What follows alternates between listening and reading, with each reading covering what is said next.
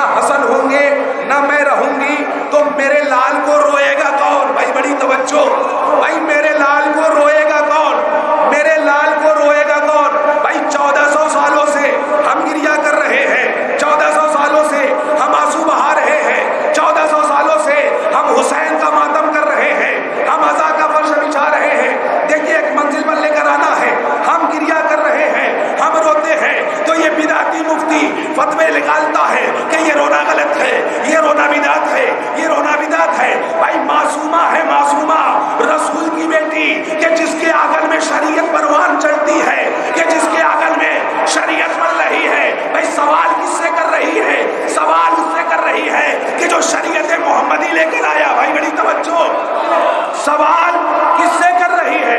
اس سے کر رہی ہے کہ جو شریعت کا مالک ہے، کہ اگر اس کا نام لے کر کوئی مسلمان گواہی نہ دے تو مسلمان مسلمان نہ رہے۔ بھائی بڑی توجہ، اگر کوئی رسول کا کلمہ نہ پڑھے تو مسلمان مسلمان نہ رہے۔ بھائی رسول سے کہ جو شریعت کا بانی ہے، کہ جو شریعت کا بانی ہے، جو کتاب لے کر آیا ہے، جو شریعت لے کر آیا ہے، جس نے ہمیں ہر چیز کا حکم دیا ہے، جس نے ہمیں بتایا ہے کہ صحیح کیا ہے، غلط کیا ہے، حق کیا ہے، باطل کیا ہے۔ بھائی رسول کے بانی سے شریعت جس کے آنگن میں پلی ہے، اس سے شہزادی سوال کر رہی ہے، بابا میرے حسین پر روئے گا کون؟ اے ملا، اگر رونا بدعت ہوتا تو رسول کہتے اے بیٹی یہ کیا کہہ دیا، ارے رونا بدعت ہے۔ لیکن ہم نے دیکھا کہ رسول نے یہ نہیں کہا کہ بیٹی رونا بدعت ہے، بلکہ کیا کہا کہ خدا ایک قوم پیدا کرے گا۔ صلوات علیہ عظمت آل محمد پر۔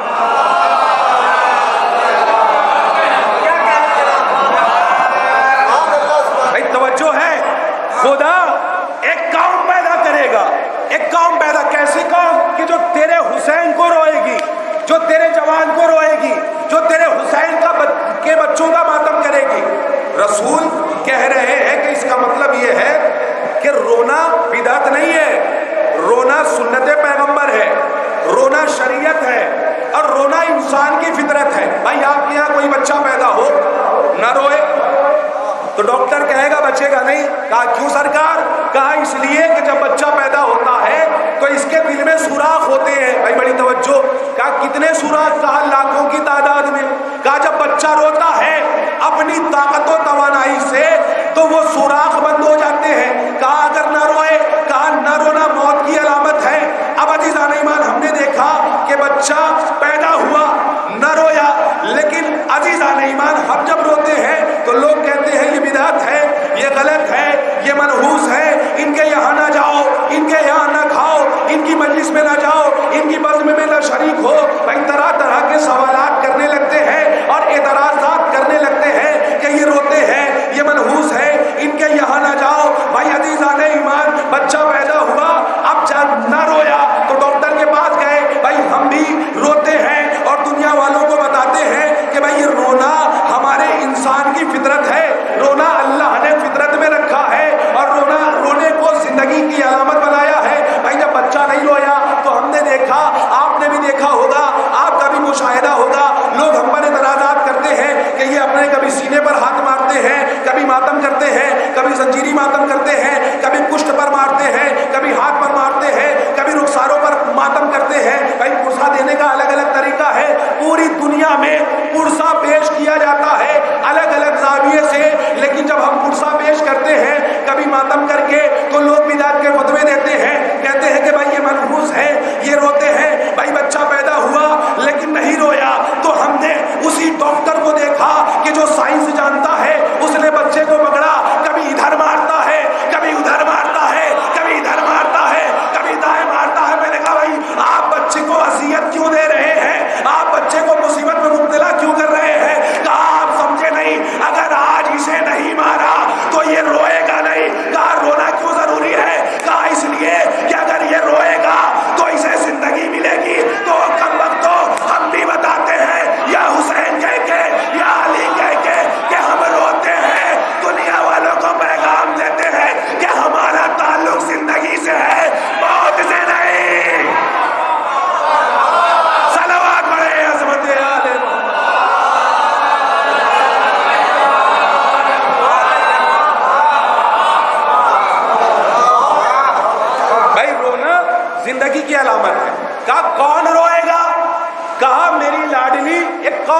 کرے گا خدا. کہا اچھا اگر وہ میرے لال کو روئیں گی، وہ قوم روئیں گی، تو میں ان کے لال پر آنسو بہاؤں گا. فاطمہ کا وعدہ. فاطمہ نے ضمانت لی ہے. اچھا پھر کتنا بلند ہوتا ہے کیا کہ صاحب انہوں نے قتل کیا اور یہی روتے ہیں، بھائی انہوں نے مارا اور یہی روتے ہیں. عزیزان ایمان، کربلا میں جتنے بھی فتنے تھے ان کا جواب امام علی مقام نے دیا. کیا کربلا کے میدان میں جب امام علی مقام پہنچے ہیں آخری رخصت کے لیے تو ایک خطبہ دیا ہے. خطبے میں سوال کیا ہے کہ بھائی تم مجھے قتل کیوں کر رہے ہو؟ کیا میں نے حلال محمدی کو حرام میں بدلا ہے؟ کیا حرام محمدی کو حلال کیا ہے؟ کیا میں نے شریعت پامال کی ہے؟ کہا نہیں. کیا میں علی کا بیٹا نہیں ہوں؟ کہا ہے. کیا نبی کا نواسا نہیں ہوں؟ کہا ہے. کیا فاطمہ میری ماں نہیں ہے؟ کہا ہے. تو پھر مجھے قتل کیوں کر رہے ہو؟ مجھے قتل کیوں کر رہے ہو؟ کہا آپ کے باپ علی کے بغض میں، آپ کے باپ علی کے بغض میں. بھائی کون تھے وہ؟ اس وقت کے شیعہ تھے کہ جو ظالم تخت پر بیٹھا ہوا تھا. بھائی شیعہ کا مطلب ہوتا ہے اتباع کرنے والا، شیعہ کا مطلب ہوتا ہے پیروی کرنے والا، شیعہ کا مطلب ہوتا ہے فالوور، کسی کی سنت پر عمل کرنے والا. تو کربلا میں جو شیعہ تھے وہ ظالموں نے بھیجے تھے. بھائی میں نام ممبر سے لینا مناسب نہیں سمجھتا، بس ایک جملہ کہہ دوں کہ وہ فقیر شام کے شیعہ تھے. وہ فقیر شام کے شیعہ تھے کہ جو حسین کے قتل کے ارادے سے آئے تھے، لیکن حسین نے بتایا کہ جو مجھے روئیں گے وہ یہ شیعہ نہیں ہے، یہ وہ نہیں ہے کہ جسے زمانہ کہے گا. لہٰذا اسی وجہ سے آخری وقت میں سید سجاد سے جب مولا رخصت ہونے کے لیے آئے ہیں تو ایک جملہ کہا، اے سجاد جب یہاں سے لوٹ کے جانا تو میرے شیعوں کو سلام، صلوات بڑے عظمت آل محمد.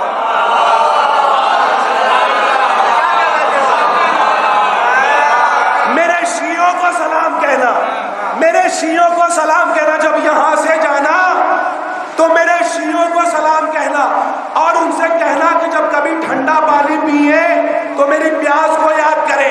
اس کا مطلب یہ ہے کہ امام علی مقام یہ دیکھ رہے تھے کہ 1400 سال بعد یہ فتنہ بلند ہوگا کہ انہوں نے مارا اور یہی قتل کر کے رو رہے ہیں، آنسو بہا رہے ہیں. امام نے جملہ کہہ کر بتایا کہ سید سجاد میرے شیعوں سے سلام کہنا، تاکہ دنیا جب تاریخ لکھے گی تو یہ جملہ نوٹ کرے گی. کیا کہ جب تاریخ لکھی جائے گی تو حسین کا یہ جملہ بھی لکھا جائے گا کہ سید سجاد میرے شیعوں کو سلام کہنا، شیعوں کو سلام کہنا. تو ہر صاحب ایمان مورخ جو بے ایمان نہ ہوگا وہ کہے گا کہ کربلا کے میدان میں جو شیعہ تھے وہ یزیدی تھے، جو رو رہے ہیں یہ حسینی ہے. بھائی توجہ ہے عزیزان ایمان، یہ جو ہم رو رہے ہیں یہ وہ شیعہ، یعنی شیعہ وہ ہوگا کہ جسے وقت کا امام سلام کرے. شیعہ وہ ہوگا کہ جسے وقت کا امام سلام کہلوائے، وہ شیعہ ہے. اور وہاں کربلا کے میدان میں امام علی مقام نے ان کے اوپر لعنت کی ہے، لعنت کر کے بتایا ہے کہ یہ ہمارے شیعہ نہیں ہے. سلام بھیج کر بتایا ہے کہ جو روئیں گے وہ ہمارے شیعہ ہیں، یہ ہمارا ماتم کرنے والے ہیں. عزیزان ایمان، ہم امام علی مقام کے شیعہ ہیں، ہم امام علی مقام کا تذکرہ کر رہے ہیں. وہ کہ جس کے بارے میں رسول نے کہا کیا کہ ان الحسین مصباح الہدی، کہ بے شک حسین چراغ ہدایت ہیں. والسفینۃ النجات، اور نجات کی کشتی ہے، سفینہ نجات ہے. سفینہ نجات کیوں کہا؟ چراغ ہدایت کیوں کہا؟ بھائی چراغ سے تشبیہ کیوں دی رسول نے؟ رسول اکرم نے چراغ سے تشبیہ کیوں دی؟ وجہ کیا ہے؟ علت کیا ہے؟ بھائی وجہ جو میرے ذہن میں ہے وہ یہ کہ کسی بھی ظلمت کے کارخانے میں ایسا کوئی خنجر نہیں بنا کہ جو چراغ کی لو کو کاٹ دے. سلامت رہے، سلامت رہے. ظلمت کے کسی بھی کارخانے میں ایسا کوئی خنجر نہیں چراغ کی لو کو کاٹ دے. بھائی یہ تو ہو سکتا ہے کہ خنجر کو اگر لو کے اوپر رکھا جائے تو لو ہلکی پڑ جائے گی. بھائی کربلا کے میدان میں یہی ہوا. چراغ ہدایت پر چھری رکھی گئی, زلزلہ آنے لگا, آسمان سے ستارے ٹوٹنے لگے, لیکن جیسے ہی چھری ہٹے گی روشنی اپنا وجود بکھیرے گی. جیسے ہی چھری ہٹی تو ہم نے دیکھا کہ حسین نے نوکے نیزہ پر قرآن کی تلاوت کری. صلوات بڑے عظمت علی محمد.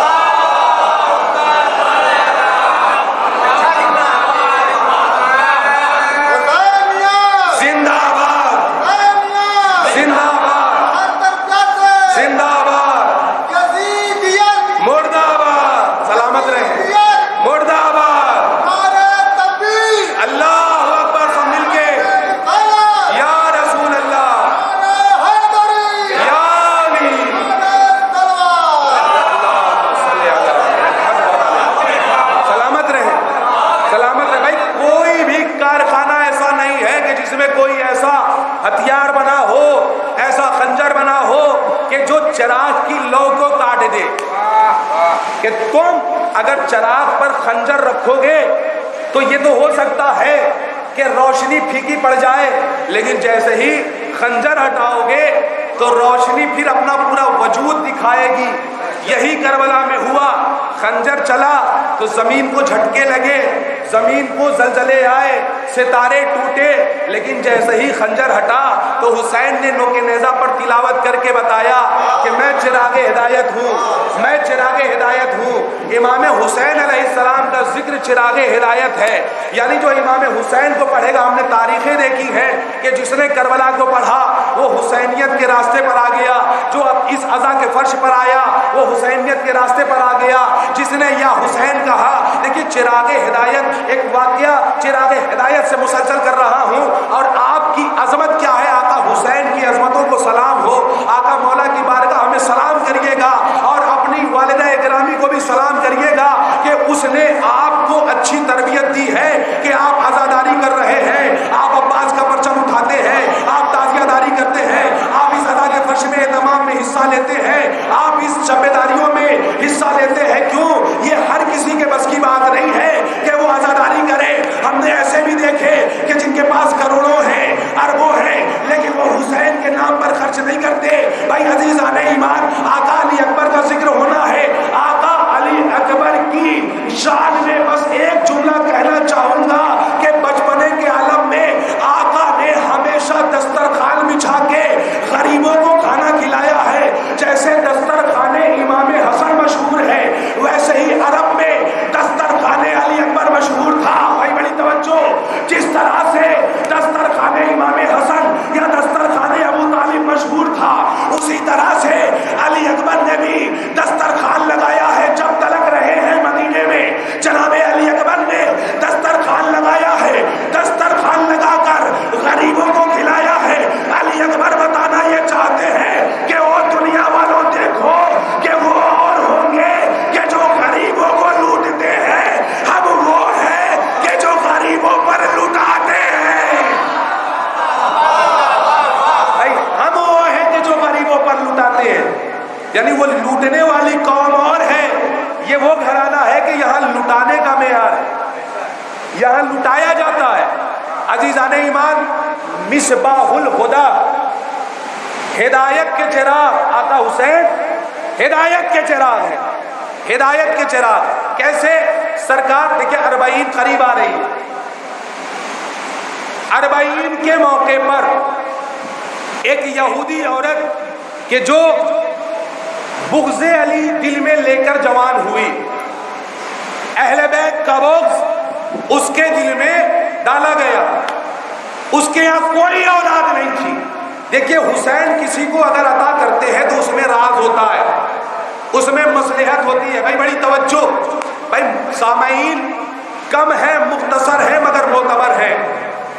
آپ کی سماعتوں کے حوالے اس روایت کو کر رہا ہوں, جیسے چاہیں ویسے آپ سماعت کریں. عزیزان ایمان, اب تک آپ بہترین سن رہے ہیں. 40 کا موقع ہے. 40 کے موقع پر اس نے یہ چاہا کہ یہ یا حسین کہتے ہوئے حسین کے دروازے پر جا رہے ہیں، یہ بدعت رائج کر رہے ہیں. اس کو تبلیغ ایسی دی گئی تھی، اس کے یہاں کوئی اولاد نہیں.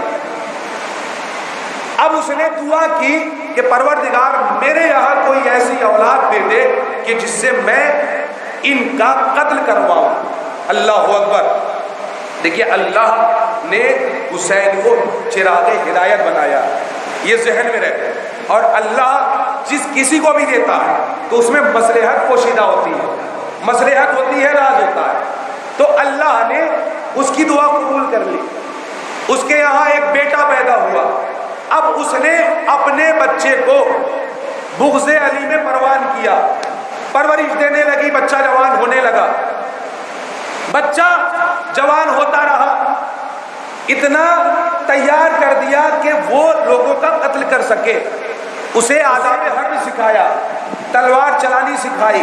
جب مکمل ٹریننگ ہو گئی، تیار ہو گیا، تو اب وہی موقع 40 کا کہ جب جلوس یا حسین کہتا ہوا سرکار کے بارگاہ میں جاتا ہے، روضے میں جاتا ہے.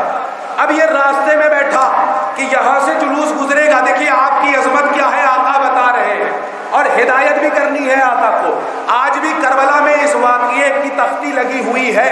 عزیزان ایمان، یہ راستے میں بیٹھا اور انتظار کرنے لگا کہ یہاں سے جلوس گزرے گا ماتمی کا، یا حسین کہتے ہوئے جب قریب آئیں گے تو میں تلوار نکال کر سب کو قتل کر دوں گا.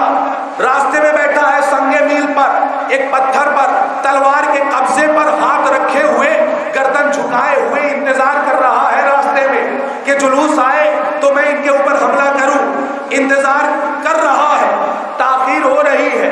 اب عزیزان ایمان، اللہ نے اس کے اوپر نیند کو مسلط کر دیا، نیند غالب آ گئی. اب جب نیند میں یہ کیا دیکھتا ہے عالم خواب میں کہ ہنگام محشر ہے، محشر کا میدان ہے، حساب و کتاب ہو رہا ہے. جس کے اعمال جیسے ہیں اس کو ویسی جزا مل رہی ہے، سزا مل رہی ہے. جس نے نیک اعمال کیے ہیں فرشتے اسے جنت کی طرف لے کر جا رہے ہیں، جس نے برے اعمال کیے ہیں انہیں دہکتی ہوئی زنجیروں میں باندھ کر جہنم کی طرف لے جایا جا رہا ہے. اس کے نامہ اعمال کو فرشتوں نے کھولا تو کیا دیکھا کہ بغض اہل بیت اس کے دل میں ہے. یہ اہل بیت کا دشمن ہے، عزادار کا دشمن ہے. بے ساختہ فرشتوں نے کہا کہ اس کے اعمال ایسے نہیں ہیں کہ یہ جنت میں جائے، اسے جہنم کی طرف لے جانا ہے. ہاتھوں میں زنجیر لیے ہوئے فرشتے آگے بڑھنا چاہتے ہیں کہ ایک مرتبہ ایک نورانی شخصیت قریب آئی. کہا فرشتوں ذرا ٹھہرو، ابھی یہ جہنم میں نہیں جائے گا. فرشتوں نے کہا کہ ہم نے اس کا نامہ اعمال دیکھا ہے، بڑی توجہ، ہم نے اس کا نامہ اعمال دیکھا ہے، یہ جہنمی ہے. اس نے کوئی ایسا کام نہیں کیا کہ جس سے اللہ راضی ہو جائے، اللہ خوش ہو جائے. نورانی شخصیت نے کہا بے شک یہ جہنمی ہے، لیکن تب تک جہنم میں نہیں جائے گا جب تک میرے بیٹے کے عزاداروں کی قدموں کی دھمک سے اٹھنے والی گرد اس کے اوپر موجود ہے. بھائی بڑی توجہ، بس اتنا سننا تھا کہ یہ خواب سے بیدار ہوا. بیدار ہونے کے بعد کیا دیکھتا ہے کہ قافلہ یا حسین کہتا ہوا گزر گیا. اپنے اوپر نگاہ کی تو کیا دیکھا کہ اس کے جسم پر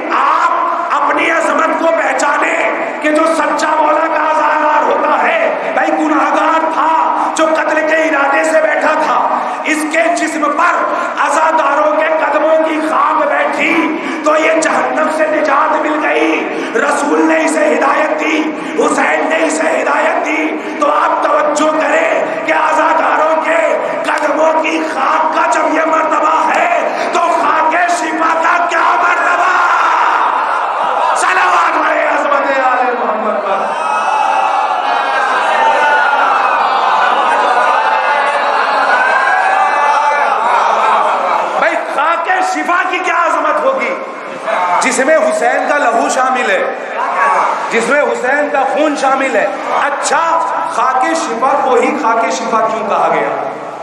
بھائی مدینے کی خاک بھی محترم ہے، سرکار دفن ہے، وہاں کی خاک کو خاک شفا نہیں کہا گیا.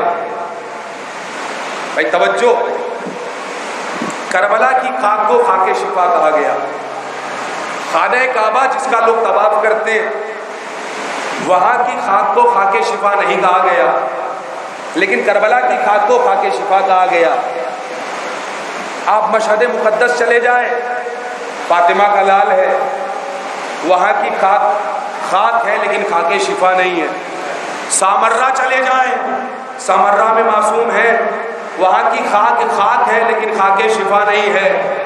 بھائی آپ نجف چلے جائیں، مولائے کائنات ہے، وہاں کی خاک محض خاک ہے لیکن خاک شفا نہیں ہے. وجہ کیا ہے کہ کربلا کی خاک کو خاک شفا کہا گیا. کربلا کی خاک کو خاک شفا کیوں کہا گیا؟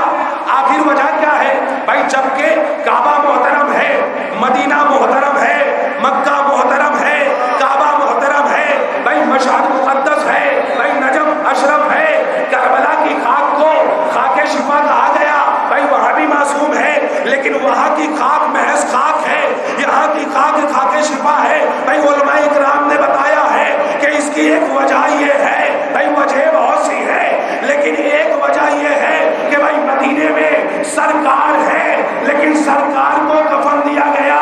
مشہد میں امام ہے لیکن امام کفن میں ہے، نجف میں امام ہے لیکن امام کو کفن دیا گیا.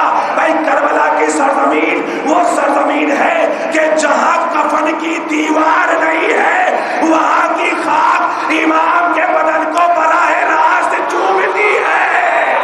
صلوات پڑھے عظمت آل محمد پر.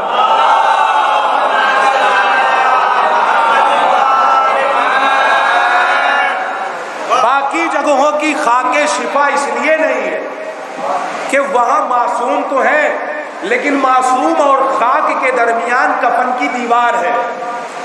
یہاں کفن کی دیوار نہیں ہے، یہاں براہ راست خود کربلا کی خاک کفن بنی ہوئی ہے. کربلا کی خاک کفن بنی ہوئی ہے. عزیزان ایمان، امام عالی مقام سفینۃ النجات ہے، نجات کی کشتی ہے. جو امام عالی مقام کو پہچانتا ہے، معرفت رکھتا ہے، جانتا ہے، وہ آ جاتا ہے. نجات کی کشتی ہے، نجات ہے. عزیزان ایمان، کربلا کے میدان میں امام عالی مقام خطبہ دے رہے ہیں اور کربلا سے پہلے حر نے لجام فرس پر ہاتھ ڈالا تو امام نے دیکھیے نجات کی کشتی ہے، کیا کہا؟ اے حر، تیری ماں تیرے غم میں بیٹھے، تیری ماں تیرے ماتم میں بیٹھے. حسین ایک انقلاب کا نام ہے، حسین ایک تحریک کا نام ہے، حسین ایک بدلاؤ کا نام ہے، حسین ایک کردار کا نام ہے، حسین ایک سیرت کا نام ہے کہ جو حق کیا ہے اور باطل کیا ہے ہمیں بتاتی ہے، صحیح کیا ہے غلط کیا ہے ہمیں بتاتی ہے. بھائی ہمیں کربلا سے انقلاب ملا ہے، ہمیں کربلا سے حق اور باطل کے دائرے میں فرق تمیز جاننے کا موقع ملا ہے. یہ فرش ازاں کے ذریعے سے ہم پہچانتے ہیں کہ صحیح کیا ہے اور غلط کیا ہے، حق کیا ہے باطل کیا ہے. امام عالی مقام نے کہا حر تیری ماں تیرے ماتم میں بیٹھے، تیری ماں تیرے غم میں بیٹھے، لیکن حر نے پلٹ کر جواب نہیں دیا. کیوں؟ اس لیے کہ اس کے دل میں کہیں نہ کہیں احترام فاطمہ تھا، کہیں نہ کہیں معرفت فاطمہ تھی. لہٰذا اس نے پلٹ کر ایک جملہ کہا کہ اگر آپ فاطمہ کے فرزند نہ ہوتے تو میں بھی جواب دیتا. اس کا مطلب یہ ہے کہ وہ فاطمہ کو پہچانتا ہے اور حسین کشتی نجات ہے، حسین سفینہ نجات ہے، حسین ہدایت کے چراغ ہے، حسین ہدایت دے رہے ہیں. حر تیری ماں تیرے ماتم میں بیٹھے. اب حر کے ذہن میں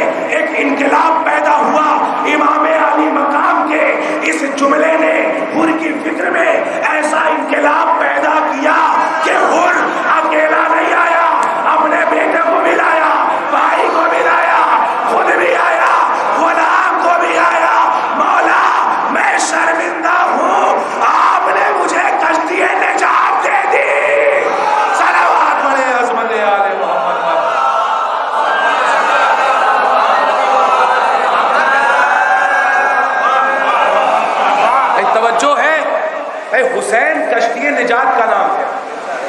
حسین ہمیں بتاتے ہیں کہ صحیح کیا ہے اور غلط کیا ہے۔ کربلا کے میدان میں امام علی مقام نے خطبہ دے کر کے بتایا۔ اچھا، خطبے کا اثر نہیں ہو رہا، خطبے کا اثر نہیں ہو رہا ہے، اور لشکر کی تعداد بڑھی جا رہی ہے۔ تاریخ نے یہاں تک لکھا کہ 9 لاکھ کا لشکر کربلا میں آیا، کم سے کم 30,000، کم سے کم جو تعداد لکھی گئی ہے وہ 30,000، اور زیادہ سے زیادہ جو تعداد لکھی گئی ہے وہ 9 لاکھ۔ اچھا، بہت سے لوگ یہ کہتے ہیں کہ صاحب یہ بہت بڑھا چڑھا دیتے ہیں کہ یہ 9 لاکھ غلط روایت۔ عزیزان ایمان، کربلا سن 61 ہجری میں، اور 1.25 لاکھ کا مجمع جو ہے وہ رسول کے حج میں ہے، آخری حج میں، کافی عرصہ ہے، تقریباً 50 سال کا، 50 سال کا عرصہ ہے۔ اب آپ خود ہی ذہن لگائیں کہ جنریشن 50 سال میں کتنی بڑھ گئی ہوگی۔ اچھا، آپ اپنے ملک کے ایک پردھان منتری کو دیکھیں، ایک ملک کا جو پردھان منتری ہوتا ہے، پی ایم ہوتا ہے، اس کے پاس میں کتنی سینا ہے؟ کروڑوں کی تعداد میں ملٹری فوج ہے اس کے پاس، سینا ہے جو سرحد پر، بارڈر پر ہے، حفاظت کر رہی ہے پورے ملک کی۔ بھائی کروڑوں کی تعداد میں ہے، صرف 6 کروڑ کو جوان ہے، 6 کروڑ لاکھ آپ چھوڑیے۔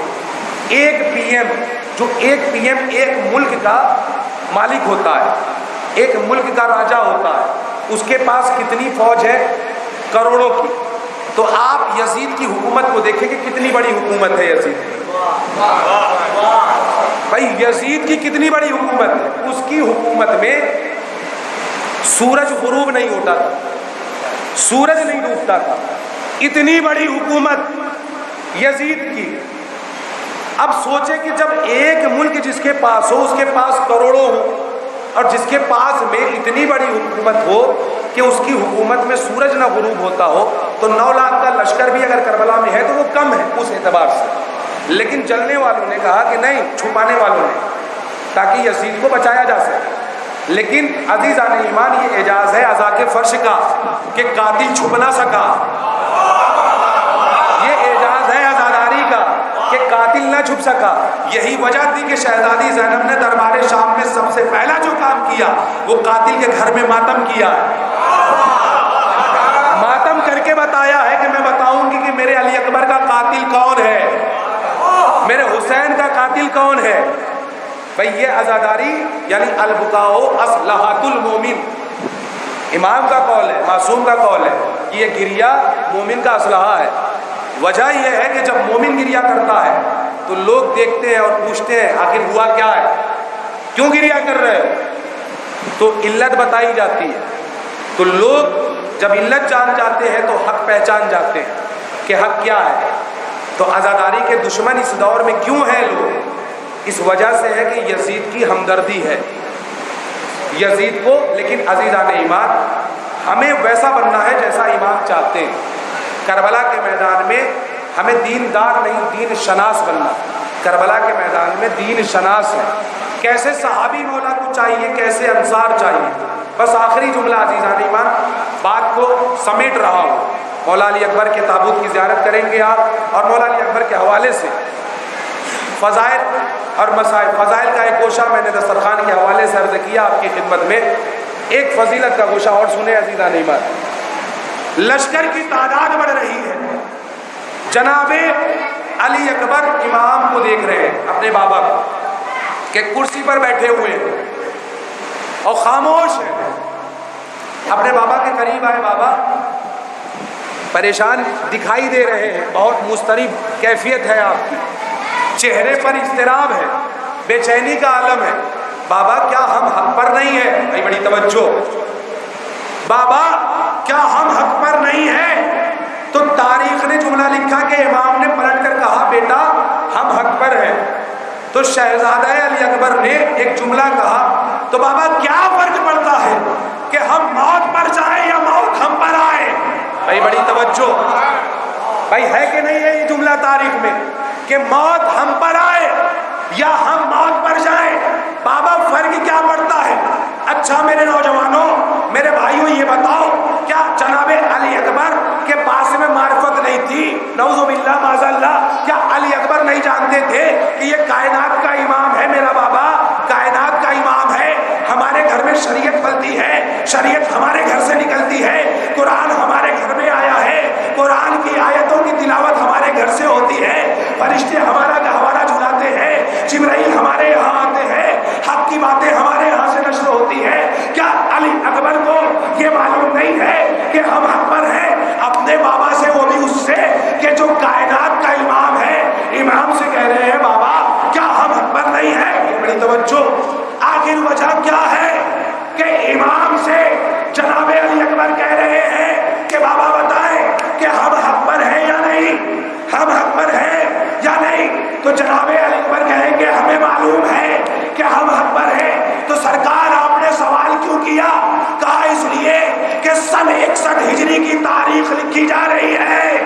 بھائی بڑی توجہ، بھائی تخت حکومت پر، تخت خلافت پر ایک نجس ابن نجس کو بٹھایا گیا ہے، ایک نجس ابن نجس کو بٹھایا گیا ہے جو حلال محمدی کو حرام کر رہا ہے، حرام محمدی کو حلال کر رہا ہے، کہ جو ہمیں قتل کرنے کے بعد اپنا دامن بچائے گا اور خود کو وارث رسول کہے گا کہ ہم رسول کے وارث ہیں، ہم دین کے وارث ہیں۔ بھائی اس کا مشن یہی تھا کہ میں دین کا وارث بن جاؤں، شریعت کا وارث بن جاؤں، لیکن علی اکبر نے یہ جملہ کہہ کر اسے ناکام بنا دیا۔ کہا دیکھو راوی ہمارا نہیں ہے، راوی اس کا ہے، حمید ابن مسلم، وہ تاریخ لکھ رہا ہے۔ جب تاریخ لکھی جائے گی تو اس میں یہ جملہ بھی لکھا جائے گا کہ علی اکبر نے اپنے باپ سے سوال کیا، امام سے سوال کیا کہ ہم حق پر ہیں یا نہیں ہے، تو تاریخ یہ بھی لکھے گی کہ اس میں یہ لکھا جائے گا کہ امام نے یہ جواب دیا کہ ہم حق پر ہیں۔ تو جب تاریخ لوگ پڑھنے والے پڑھیں گے تو بات سمجھ میں آئے گی کہ کربلا کے میدان میں دو گروہ تھا، ایک حق والا تھا، ایک باطل والا تھا۔ لوگ سوال کریں گے بھائی حق کے ساتھ کون تھا، باطل کے ساتھ کون تھا؟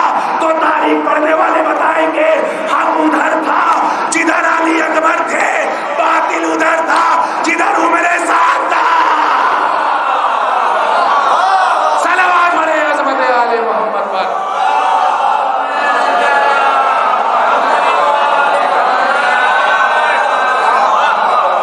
بھائی توجہ ہے، بھائی حق اور باطل میں فرق پڑ جائے تاکہ کون حق والا ہے اور کون باطل والا ہے۔ مولا علی اکبر کے اس جملے نے تاریخ کربلا میں یہ لکھ دیا کہ حق کے ساتھ کون ہے اور باطل کے ساتھ کون ہے۔ اچھا، جو حق کے ساتھ ہوتا ہے وہ بامعرفت ہوتا ہے، اس کی آنکھوں سے پردہ ہٹ جاتا ہے، وہ صحیح کو صحیح سمجھتا ہے، وہ حق کو حق پہچانتا ہے کہ حق کیا ہے۔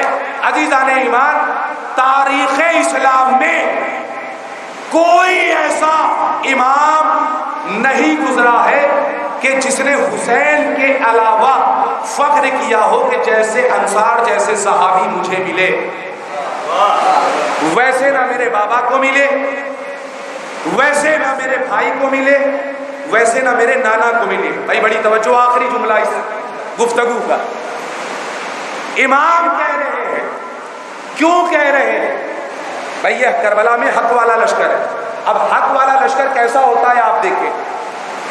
امام کہہ رہے ہیں کہ جیسے صحابی مجھے ملے ویسے نہ میرے بابا کو ملے، نہ نانا کو ملے، نہ بھائی کو ملے۔ کیوں کہہ رہے ہیں؟ اور امام حسین ایک لوتے ایسے امام ہیں کہ جنہوں نے کربلا کے میدان میں اپنے ہر چاہنے والے کو دنیا میں زمین پر بیٹھ کے جنت میں اس کا مقام دکھایا ہے۔ بڑی توجہ، بھائی زمین پہ بیٹھے بیٹھے جنت کی سیر کرائی ہے، جنت میں اس کا مقام دکھایا ہے۔ اچھا، دنیا میں یہ مسلمان محنتیں کیوں کرتا ہے؟ تاکہ جنت مل جائے۔ بھائی جنت میں پوری اپنی طاقت و توانائی خرچ کر دیتا ہے کہ جنت مل جائے، لیکن حسین والے کبھی جنت کے لالچ میں عبادت نہیں کرتے۔ بڑی توجہ، بڑی خاموشی سے سن رہے ہیں آپ۔ بھائی حسین والے کبھی جنت کے پیچھے نہیں بات کرنے، معلوم ہے کہ ہم جہاں فرش ازاں بچھا دیں گے وہ جنت ہے. بھائی ہم جہاں فرش ازاں بچھا دیں وہ جنت ہے. اب عزیزان ایمان، امام نے جنت دکھائی. پھر لشکر میں اضافہ ہوا. جب لشکر میں اضافہ ہوا تو خیمے میں اپنے چاہنے والوں کو، انصار کو، اصحاب کو، سب کو جمع کر لیا. اور کیا کہا؟ دکھا رہے ہیں کہ دیکھو حسین کو کیسے ساتھی پسند ہیں جن پر حسین فخر کر رہے ہیں، جن پر حسین فخر کر رہے ہیں کہ کیسے ساتھی پسند ہے. بھائی آپ بور تو نہیں ہو رہے ہیں؟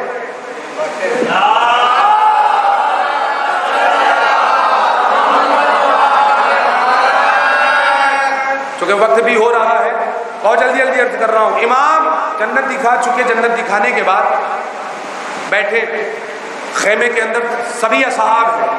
اب امام کہہ رہے ہیں کہ یہ جو لشکر ہے یزید کا، یہ مجھے قتل کرنے کے لیے آیا، یہ میرے خون کے پیاسے ہیں. تم لوگ یہاں سے چلے جاؤ. یہ مجھے مارنے کے لیے آئے ہیں، میرے قتل کرنے کے لیے آئے ہیں. دیکھیے فہرست شہادت تیار ہے. امام جانتے ہیں کہ سب قتل کیے جائیں گے، لیکن امام کے ہر عمل میں ہدایت ہوتی ہے. جب فہرست تیار ہو چکی ہے، جب معلوم ہے یہاں تک کہ حبیب کو بھی بلایا جا چکا، حر بھی آ چکے، تمام اصحاب آ چکے، تو پھر یہ میٹنگ کرنے کی کیا ضرورت تھی؟ جب معلوم ہے کہ سب قتل کیے جائیں گے. سب کو تو خط بھیج کے بلایا ہے نا مولا نے، سب کو بلوایا ہے، سب کو فہرست تیار کر کے لائے ہیں، لیکن اس کے باوجود بھی کہہ رہے ہیں کہ مجھے قتل کرنے کے لیے آئے ہیں، تم لوگ چلے جاؤ. دیکھیے ایک راز ہے کہ جو امام پردہ ہٹانا چاہتے ہیں اور بتانا چاہتے ہیں دنیا والوں کو کہ حسین کو کیسے صحابی چاہیے، حسین کو کیسے انصار چاہیے، حسین کو کیسے وفادار چاہیے، حسین کو کیسے دین شناس اور دیندار چاہیے. آقا بتا رہے ہیں کربلا پر اگر آپ غور کریں تو آپ کو سمجھ میں آئے گا کہ ہر انسان اپنے زمانے کی کربلا میں کھڑا ہے، ہر انسان اپنے زمانے کی کربلا میں کھڑا ہے. بس اسے بس ایسی نگاہ چاہیے کہ وہ اپنے زمانے کے یزید کو پہچانے، وہ اپنے زمانے کے شبر کو پہچانے، وہ اپنے زمانے کے خونی کو پہچانے. حسین بتا رہے ہیں کہ ہر انسان اپنے زمانے کی کربلا میں ہے، اپنے زمانے کی کربلا میں ہے. حسین کہہ رہے ہیں کہ یہ میرے خون کے پیاسے ہیں، یہاں سے چلے جاؤ، مجھے قتل کرنے کے لیے آئے ہیں. لیکن سب نے کہا نہیں آقا، ہم نہیں جائیں گے. امام نے کہا عباس خیمے کے چراغوں کو بجھا دو. خیمے کے چراغوں کو بجھا دیا گیا. اب امام نے کہا دیکھو اگر تمہیں اندھیرے میں اجالے میں جانے سے شرم محسوس ہو رہی تھی تو ہم نے دیا بجھا دیا ہے، چراغ بجھا دیا ہے، گل کر دیا ہے. اب چلے جاؤ تاکہ کوئی شرم محسوس نہ کرے. عزیزان ایمان کوئی سوال کا جواب نہیں آیا. جب چراغوں کو دوبارہ عباس نے جلایا ہے تو روشنی میں اور اضافہ ہوا. ابھی تک ایک چراغ روشن تھا، اب 72 چراغ روشن ہوئے. ابھی تک ایک چراغ روشن تھا، اب 72 چراغ. کیا دیکھا؟ سب نے اپنی اپنی تلواریں اپنے گردن پر رکھی ہوئی ہیں. امام کہہ رہے ہیں دیکھو اگر تم یہ سمجھ رہے ہو کہ تم میری بیعت کو توڑ کر جاؤ گے تو لوگ تم پر تمہارا مذاق بنائیں گے، تو میں حسین ابن علی میں تم سے اپنی بیعت اٹھاتا ہوں، تمہیں آزاد کرتا ہوں. اب تم آزاد ہو، چلے جاؤ. کوئی جواب نہیں. امام نے کہا اچھا اگر تم سمجھ رہے ہو کہ امام بیعت اٹھا لیں گے، امام بیعت اٹھا لیں گے تو تمہیں جنت نہیں ملے گی. میں نے تمہیں جنت بھی دکھا دی اور میں ضمانت لیتا ہوں کہ میں بعد میں جنت میں جاؤں گا، تم پہلے جنت میں جاؤ گے. بڑی توجہ، سلامت رہے. میں بعد میں جاؤں گا، تم پہلے جاؤ گے. اب چلے جاؤ. سب نے وقت ایک ساتھ کہا ہم اپنا اپنا سر اپنے ہاتھوں سے اپنے تن سے جدا کر کے آپ کے قدموں میں رکھ دیں گے مولا، لیکن جائیں گے نہیں. امام نے کہا کہ دیکھو میں دنیا والوں کو بتانا چاہتا تھا کہ حق والا کون ہے، باطل والا کون ہے. کہا کیا مطلب؟ کہا میں بتانا چاہتا ہوں کہ دیکھو جو حق والا ہوگا وہ بھگانے سے بھی نہیں بھاگے گا، جو باطل والا ہوگا وہ بلانے سے بھی نہیں ہے. صلوات علی عظمت آل محمد.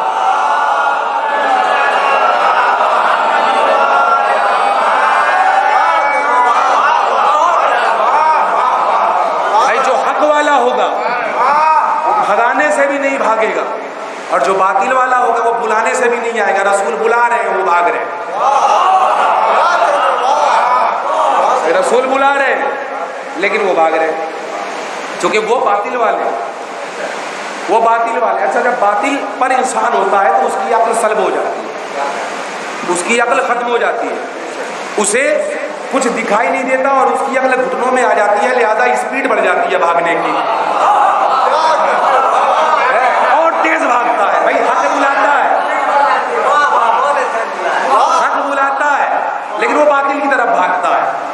بھائی وہ آتا نہیں ہے کیونکہ عقل سلب ہو چکی ہے نا, اسی لیے کہا جاتا ہے بھائی جاہل کی عقل اس کے گھٹنوں میں ہے. بھائی اسی لیے کہا جاتا ہے کیونکہ اسپیڈ بڑھ جاتی ہے اس کی, اس کا دماغ کام نہیں کرتا, وہ عقل سے پیدل ہو جاتے ہیں, یعنی اس کی فکر کا چراغ بجھ جاتا ہے, اسے چراغ ہدایت نہیں دکھائی دیتا, اسے ہدایت کا چراغ نظر نہیں آتا. ہدایت کا چراغ اس لیے نظر نہیں آتا چونکہ وہ نجس نہیں نجس ہے. توجہ, پڑھا لکھا مجمع میرے سامنے ہے اور بڑے پڑھے لکھے افراد موجود ہیں. ایک ہوتا ہے نجس اور ایک ہوتا ہے نجس. بھائی نجس اور نجس میں زمین اور آسمان کا فرق ہے. قرآن میں ایک جگہ آیا ہے کہ انما المشرکون نجس, کہ بے شک مشرکین جو ہیں وہ نجس ہے. نجسن آیا ہے, نجس. نجس وہ کہ جیسے میں آیا, میرے لباس پر کوئی نجاست لگ گئی, کوئی گندگی لگ گئی, تو میں اسے صاف کر دوں پانی سے تو وہ پاک ہو جائے گا, لباس پاک ہو جائے گا.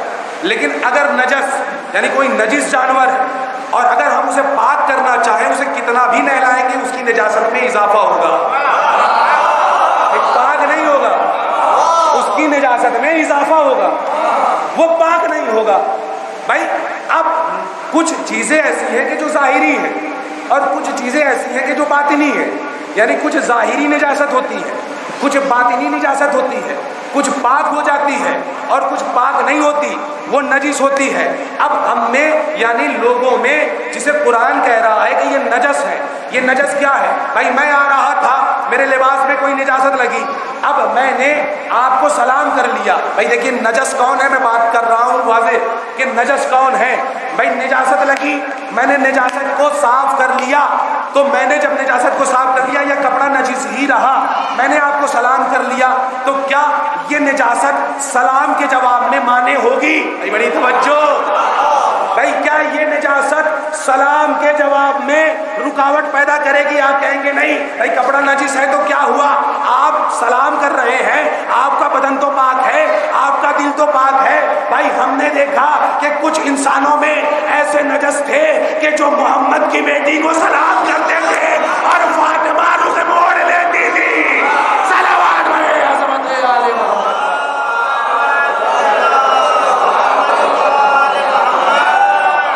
یعنی انہیں چراغ ہدایت نہیں دکھائی دیتا, انہیں کشتی نجات نہیں ملتی. مولا علی اکبر کا ذکر ہے. عزیزان ایمان, آپ حضرات مولا کی بارگاہ میں آنسوؤں کا نذرانہ پیش کریں گے. شہزادی کو پرسہ پیش کرنا ہے, آج ام لیلا کی بارگاہ ہمیں پرسہ پیش کرنا ہے. سب سے بڑی نعمت رسول نے سوال کر لیا امام حسین سے, میرے لال یہ بتاؤ سب سے بڑی نعمت کیا ہے؟ تو امام حسین نے کہا اے نانا, سب سے بڑی نعمت انسان کے لیے یہ ہے کہ اگر کوئی اولاد کے لیے ترس رہا ہو, کوئی اولاد کا خواہش مند ہو اور اس کی دعا قبول ہو جائے, اللہ اسے چاند سا بیٹا دے دے, تو وہ اس کے لیے سب سے بڑی نعمت ہے. کہا اچھا میرے لال سب سے بڑی مصیبت کیا ہے؟ کہا سب سے بڑی مصیبت یہ ہے کہ جس اولاد کو اس نے دعاؤں میں مانگا وہ مر جائے اور ضعیف باپ موجود ہو. کہا سب سے بڑی مصیبت یہ ہے.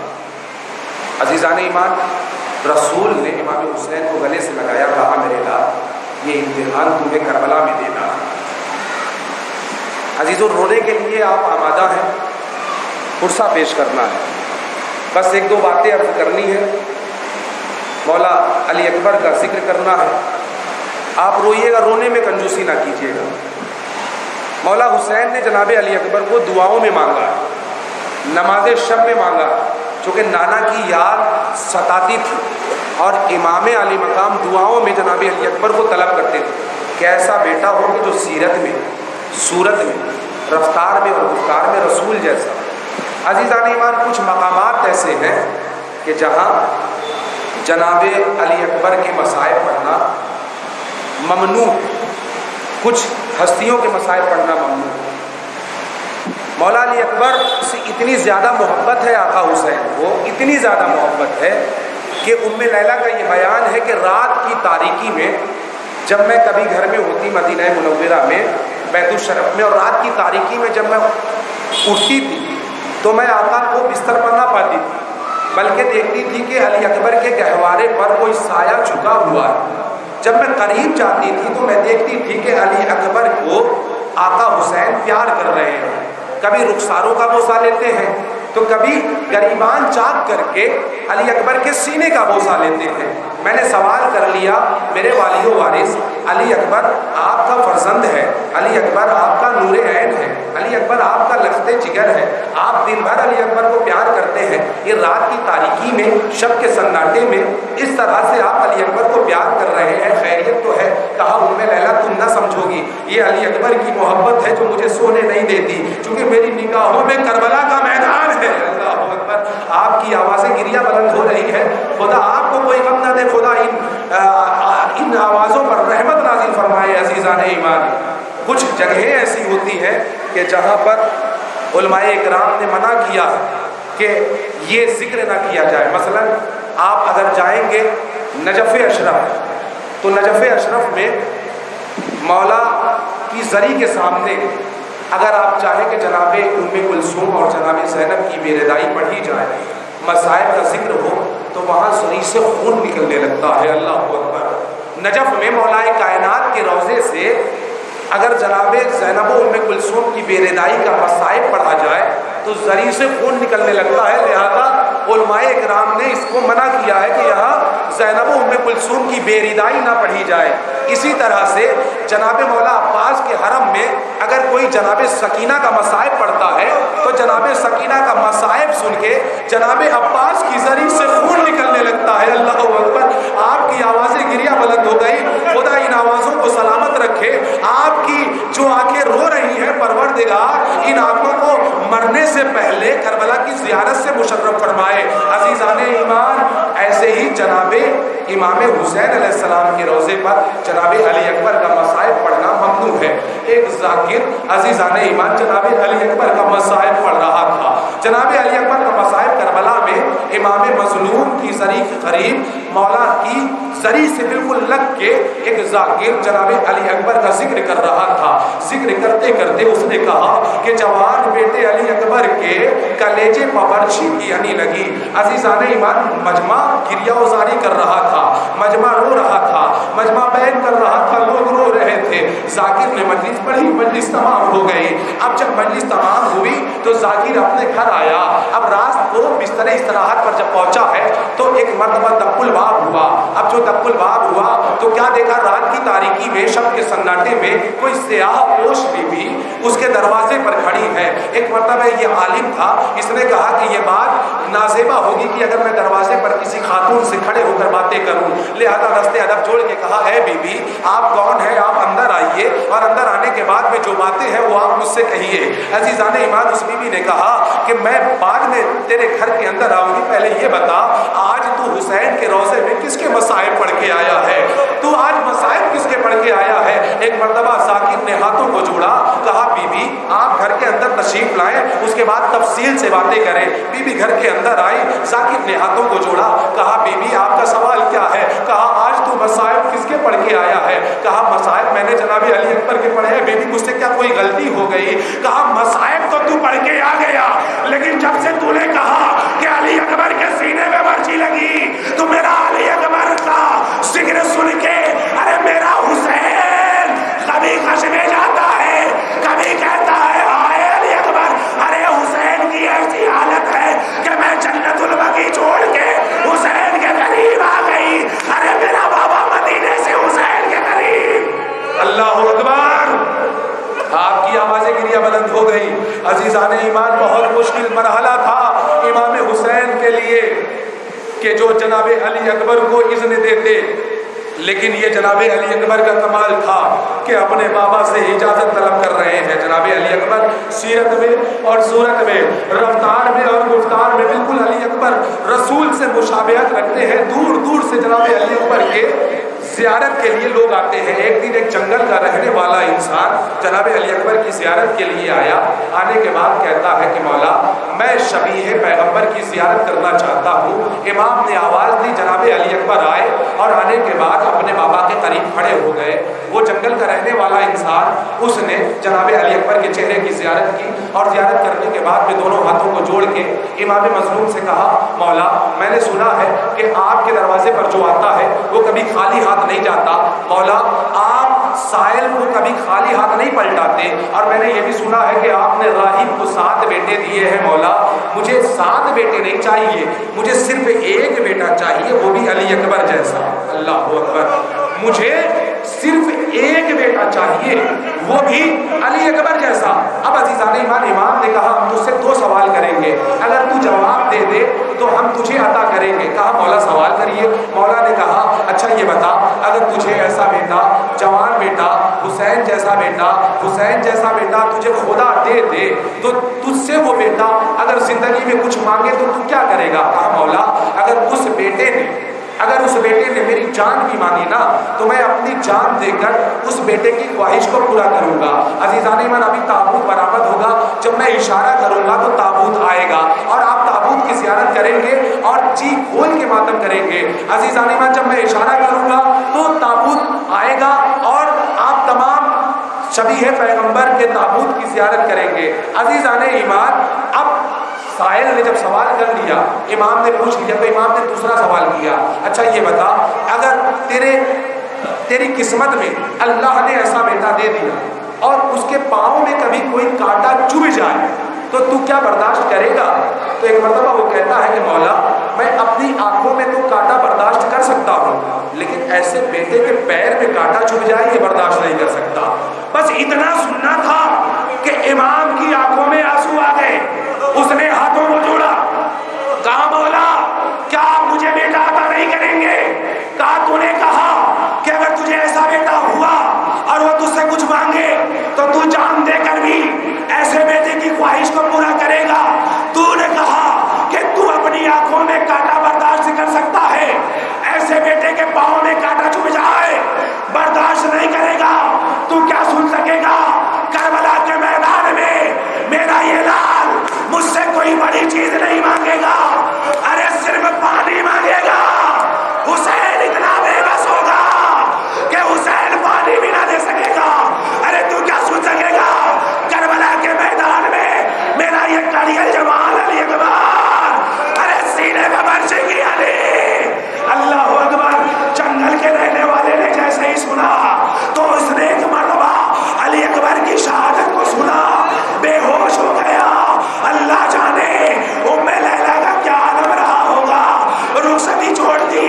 علی اکبر کربلا کے میدان میں ہے، علی اکبر کے سینے پر برچی کی علی ہے.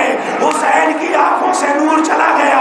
حسین زمین کربلا پر ایسے علی اکبر کی طرف جا رہے ہیں کہ جیسے کوئی 6 مہینے کا بچہ جاتا ہو. ارے گھٹنیوں کے بعد ایک مرتبہ حسین نے آسمان کی طرف بلند کیا اپنے سر کو، آواز دی، اے ہواؤں بتاؤ میرا علی اکبر کہاں ہے؟ زمین کربلا سے کہا، اے زمین کربلا بتا میرا اکبر کہاں ہے؟ جب ایک مرتبہ اپنے آقا کو ذوالجناح نے اس عالم میں دیکھا تو ذوالجناح نے امام مظلوم کو اپنے ہاتھوں سے تھاما، ایک مرتبہ علی اکبر کے جنازے کے قریب لایا. علی اکبر کے قریب کیا دیکھا امام مظلوم نے کہ جوان بیٹا ہے، ایڑیا رگڑ رہا ہے.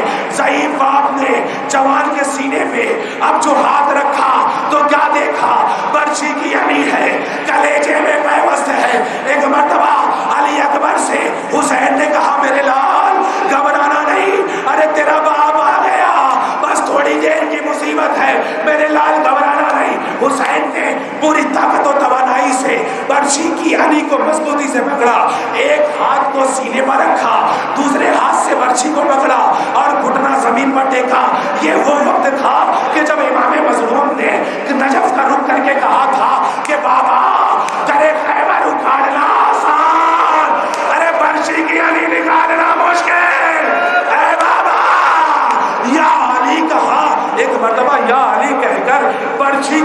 کو نکالا، اولاد والے بیٹھے ہیں، برچھی اگر اکیلی آ جاتی تو ہم ضبط کر لیتے،